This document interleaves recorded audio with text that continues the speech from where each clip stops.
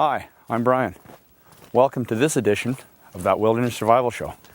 Over this series, I would like to share with you some survival skills that hopefully make your outdoor experience more enjoyable.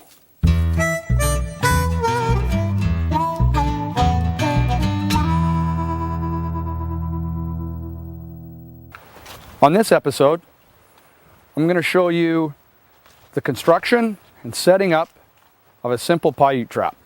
They're a lot of fun to set up. They're a lot of fun to have around camp, and they are a really good thing to know if you're in a survival situation. Always remember, you've got to practice this in, what do you want to call it, the world. Practice in your backyard, practice when you're out camping. Your kids are going to love this kind of stuff. Please be careful with how you're setting it up. You could hurt the cat. And be careful with the size of the implements you're using. I actually broke my finger once setting up too big of a rock. You'll see during the show how to construct it, how to set it up. Nice, straightforward, simple. Practice makes perfect.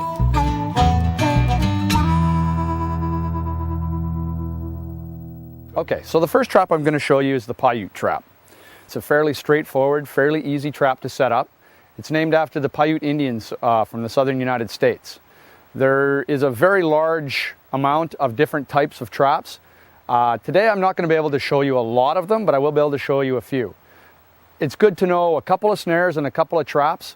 That way, when you're out in the wilderness, you can utilize them. Now, I've got to reiterate from my past shows, I've told you that it's all about practice, and it is all about practice.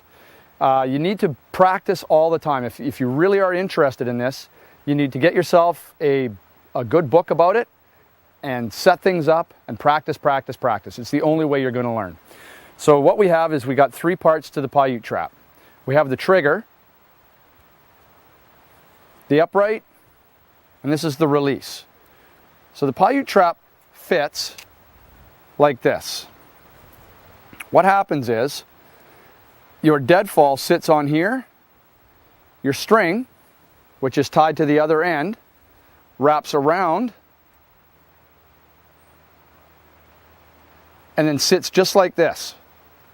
And then your trigger sits against this little stick, and the animal comes along, and it moves the little stick, and everything's set just so when the stick is touched, this stick right here, the trigger is touched, the trap releases, causing the log or the rock or whatever device you've got to fall and crush the animal. And you want to make sure it's a quick, clean kill, so you don't want to use something too light, but you don't want to squash it, so you don't want to use something too heavy either. It's kind of an art, and it's going to take, like I said before, lots of practice. So I'm going to demonstrate on how to carve it, and then I'll demonstrate on how to set it up, okay? So first of all, you can notice that these sticks are about the size of your finger. All right, you don't need them very big. You're not catching large animals. You're after small animals because you want lots of them, and they're usually more abundant in the areas that you're trying to survive in. So what I'm going to do is I'm going to get out my knife and get a stick here, and I'm going to carve these for you exactly the same way as they are here.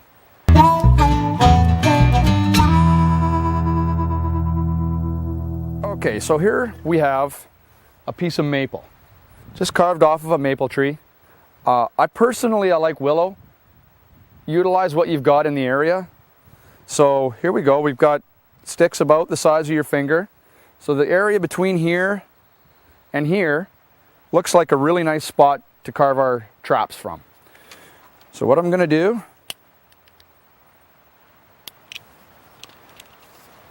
is take this and cut it into a couple of pieces.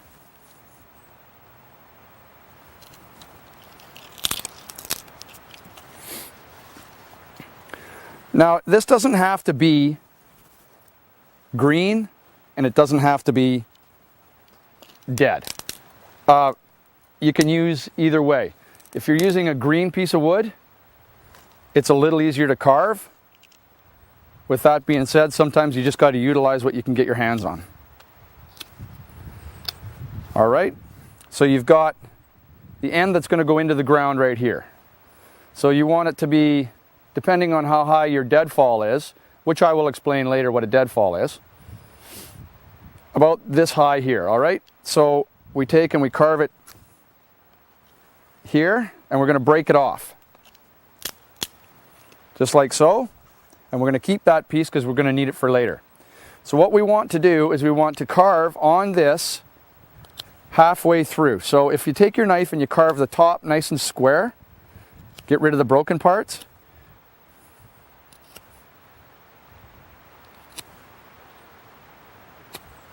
Just like that, all right? It's fairly decent, fairly square.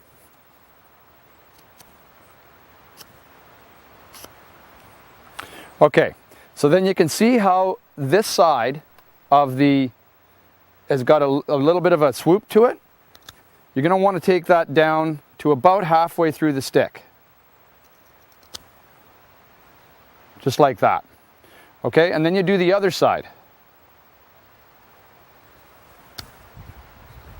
But you don't want to make it like sharp to a point. You want to leave it a little bit square right here, because that's going to fit into the notch on the other stick that you're going to make. All right, so now you've carved this piece, just like that, and you've taken your time. It looks nice and even and nice and square. It's essential for your for all your carving to be nice and even and nice and square, because that dictates on how fast your trigger is let. So I'm just going to set that off to the side. Here. And now I'm going to carve the other piece. So with the other piece, it's a little bit different in that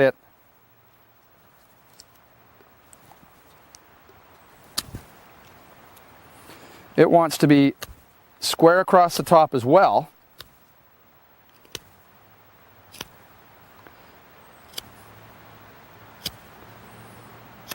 All right, so it's fairly square across the top, but this one's only going to be shaved down on one side because it's going to hold your deadfall. So start back here a little bit. All right, it's nice and even, nice and smooth. All right, so now what we're going to do here is we're going to carve a notch on the other side. You'll notice how this stick here and this stick here are going to go together just like that. So you want a nice little notch right here, and it's got to be nice and clean so that everything, when it triggers nice and smooth. Okay, so we're going to come back to about here. And it's nice and easy. This is where you got to be careful. All right, so you carve it in nice and square. And just ease the knife up nice and smoothly, okay? So you're just gonna push it, and you just want it to come out nice and smooth, just like this.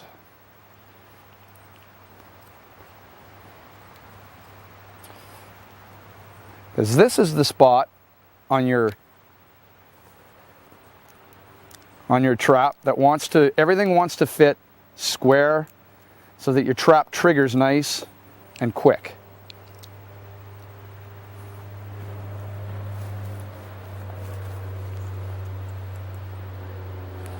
As some of you can tell, I have used a piece of drywood, which is nice for the trap, but it's a little tougher to carve.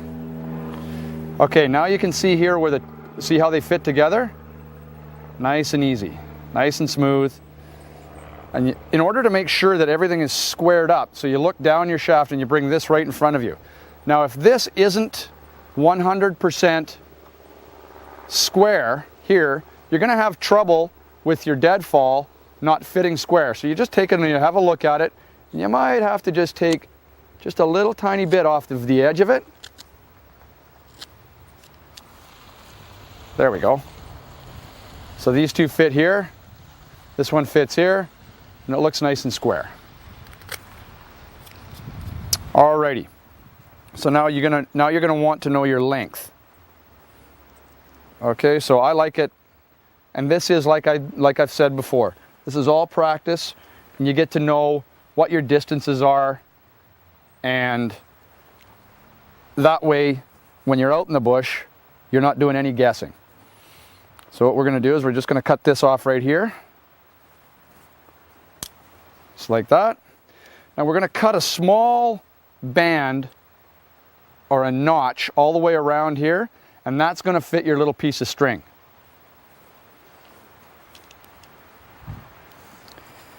Okay, just like this. Just like this. It doesn't have to be very deep. It just has to be so the string doesn't move.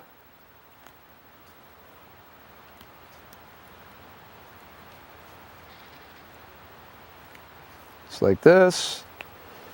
Nice and easy. You don't need to move fast. You're not doing this really quickly. Remember, you're trying to make it as nice and as neat as possible. That way everything works. All right, so you've got a little notch. That's where you're going to tie your string. One end of the string goes to here. The other end of the string is going to go to a small stick, and that's going to be your trigger stick. Okay? So when we come back in a second, I will show you how to tie your string on, and just gather a trigger stick and we'll tie the trigger stick on, and then after that I'll show you how to set this small simple trap up. Thank you.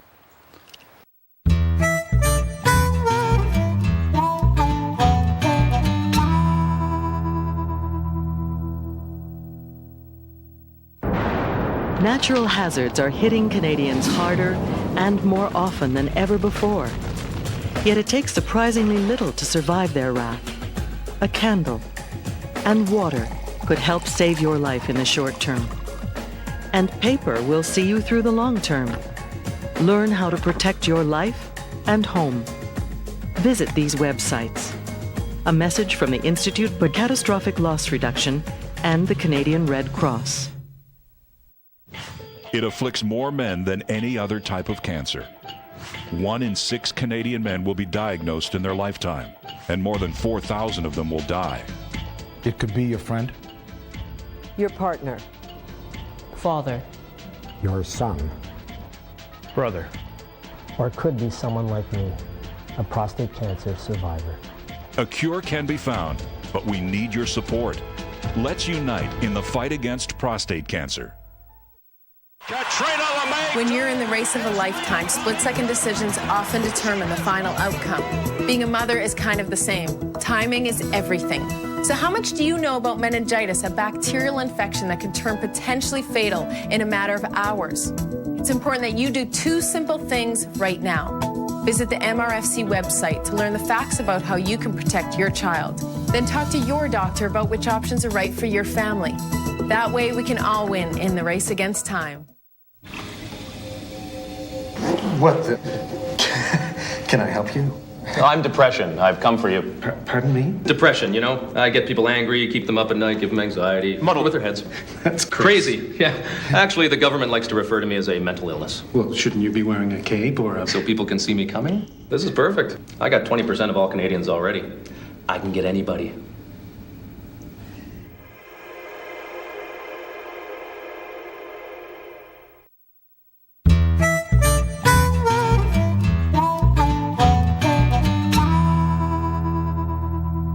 Okay, so now that I've gathered a piece of string and a small piece of stick, I'm going to show you how to tie the string onto this stick here. And this is going to be where your trigger is let go. And here's my string. Now you can actually make string in the wilderness. And again, it's lots of practice. So there are lots of books out there to show you how to do that, and I might even do a show and demonstrate how to do that for you. Okay, so I'm just going to neaten this little stick up here. And if you get it, so it's got a little bit of meat to it, you don't want this stick to be too big. This one here might be a little bit big. My instructor might get, make it smaller, but I'm going to use this one for demonstration purposes. Now, be very, very careful. When you're in the bush, your knives are sharp. They're supposed to be sharp, because you need to use them. So just cut a small spot right here, and then right beside it, you cut another one. Okay, and it just puts a little tiny notch. Even just taking the bark off is usually enough. All right, please, please be careful. You do not want to get cut in a situation. If you're in your backyard and you get a cut, it's very easy to deal with. When you're in the wilderness and you get a cut, it's not that easy to deal with. Okay, so here we go. We're going to put this little trap together now. Now what you want to do is you want to tie the string really nice and secure here, but not so secure that you can't twist it. So you need to rotate it because it's going to depend on where the trigger is. So, just going to tie a nice little overhand knot here. And in later shows, I'm going to show you some knots.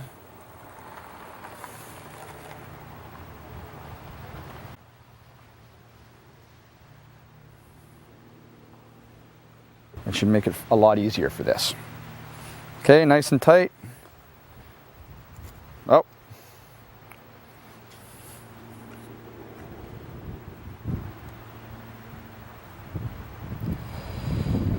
Now in order to stop your string from slipping, which it just did, you can tie a little stopper knot in the end of this. See, this braided string is really slippery.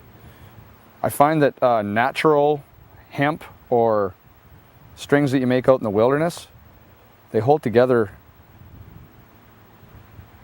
and they don't slip as easily. So here we go.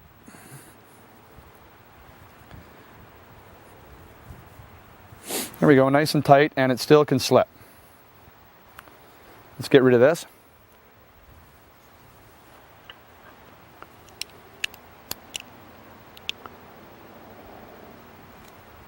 There we go.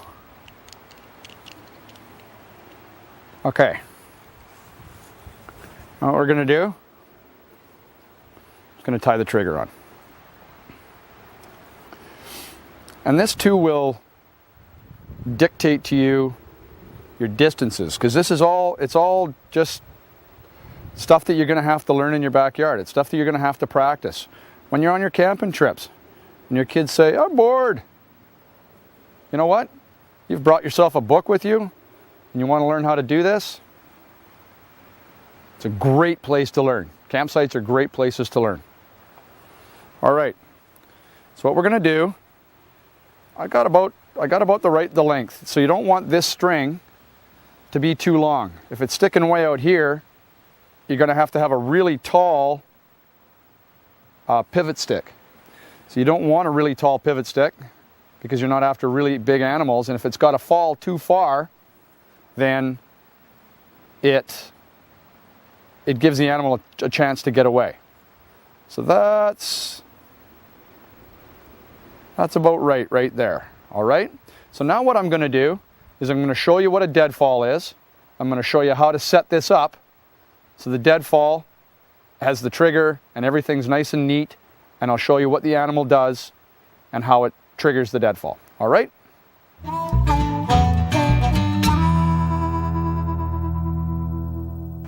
Okay, so we've moved from the rock where I was demonstrating on how to carve the trap, the deadfall trap. And now I'm going to demonstrate to you what a deadfall is. A deadfall is a simple device. It is exactly what it sounds like it is. It just falls. That's it. When your trap's released, it's going to land on your small animal. Now, you need to adjust how much weight you're going to use. I've set deadfalls up on large rocks and I actually ended up breaking my hand. I didn't need to set it up. It didn't need to be that heavy. This needs to be enough so that if a little mouse comes along and it drops, it's just going to squash a little bit. But you don't want to squash them totally flat. I've already said that. I just wanted to reiterate it. So with a rock is a little easier where it doesn't have a tendency to shift. Don't get me wrong, it will shift, but it has less of a tendency than a log. So what we've done is we find the rocker point of this log. With logs, I like to drive in a couple of guides. So I'm going to take this stick, carve a couple of pegs, and just drive them in so that we have less of a tendency for the log to move sideways. Alrighty? So, notice I always put my knife away. I've been in the bush before and come across old kills and stuff when I've been hunting and seen the guy's nice new hunting knife sticking in a log. If you always put your knife back, you get into the habit of always putting your knife back, you never have to worry about where it is. Sometimes I find it's a pain in the butt because I've always got to go back and get my knife. But if you make that a habit, it's a really good habit to have, and you won't walk out of the bush without your hunting knife. Okay, so we're just going to put a couple of small bit of a tip on here so it drives in easy. It's good enough there.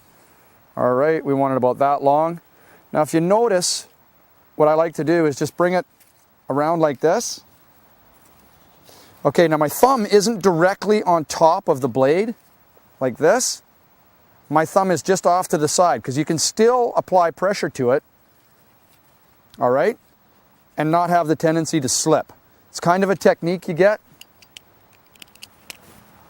All right, now what we do, we've got a nice groove around it. And I know making pegs might sound fairly redundant.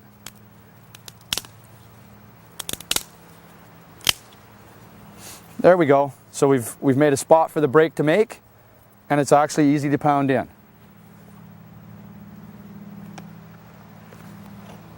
Take out my hatchet. All right, so we're going to set the deadfall up like that.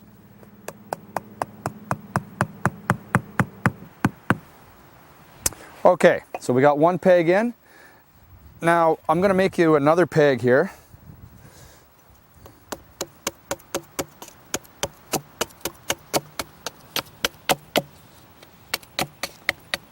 Different ways to put a tip on a stick. This way takes a little bit more practice because you'll break the tip off. So then we'll go, make it about the same length.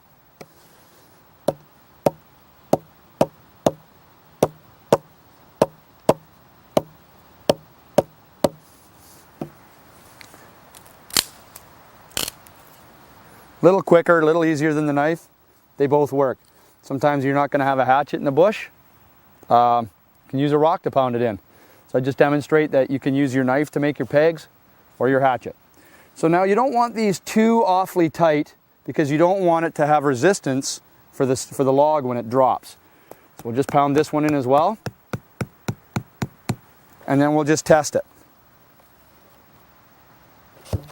No catches. A little bit here. Okay, just take it off. You want it to be nice and smooth. See, it rocks a little tiny bit. Okay, so now what I'm going to do is I'm going to demonstrate to you how to set this up.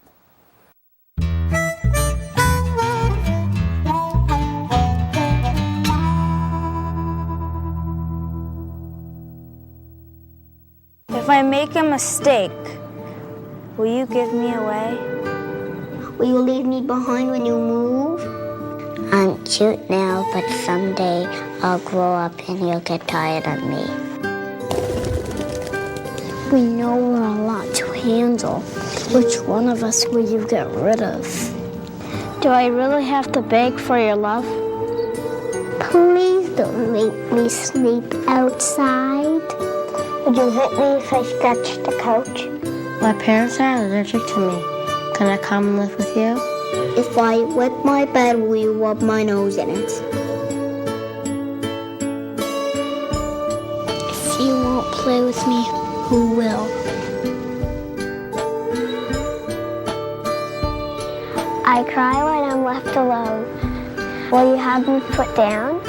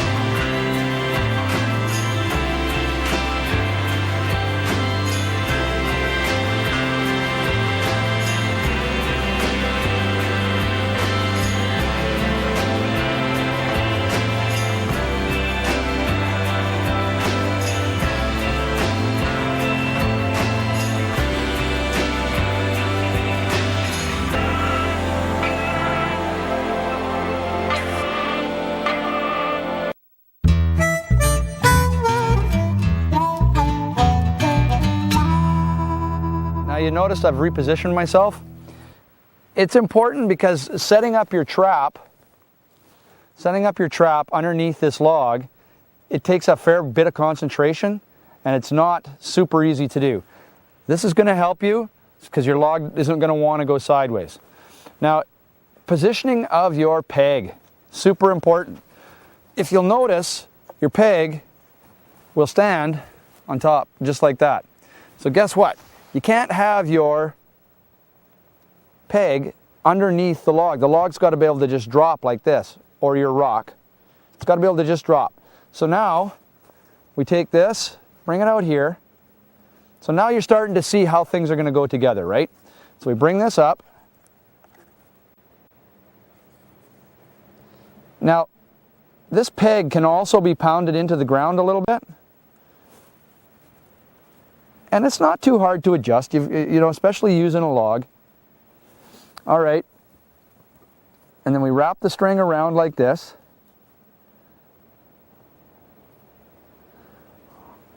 Okay, you see how this is going to fit together? Now what we do is we've got our trigger right here. With your trigger, you're going to put something on here that the animal that you're after is going to like.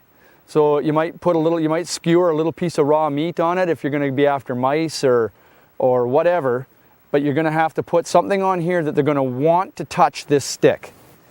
And then what we've done is we find or cut a small notch in the log underneath here. So it's going to fit. Oh, look at that. You see it's got there's a little hole right underneath. You can't see it, but there is. And now I've made the measurement of what it's going to be, and I'm going to need to break that off. And I like to break the end of this off because then it leaves it jagged, and it tends to catch this little tiny trigger stick easier.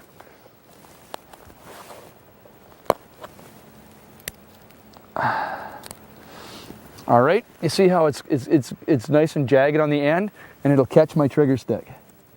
So underneath,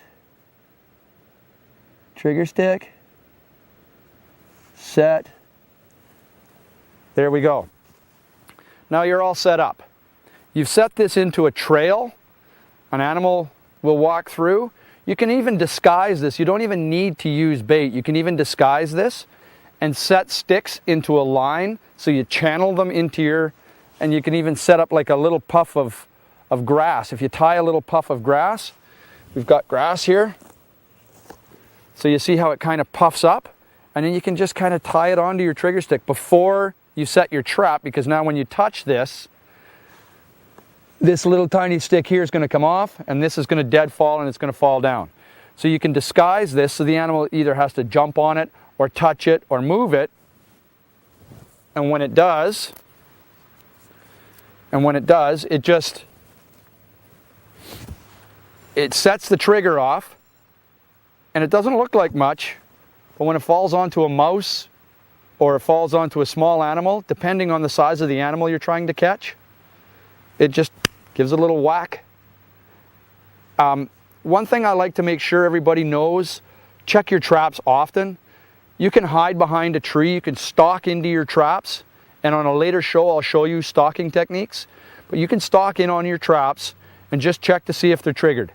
You want to know that your trap is set and ready to go anyways. Sometimes a little gust of wind might come through, the animal might get away, or you might have your little bit of food. 3 or 4 mice might feed you enough, have enough protein for the day. I know it sounds gross, but hey, that's what you've got. All right, I hope you enjoyed this segment of setting up a Paiute trap. Have yourself a really nice day. The wilderness is here for everybody to enjoy. Please pack out everything you bring with you and leave no trace.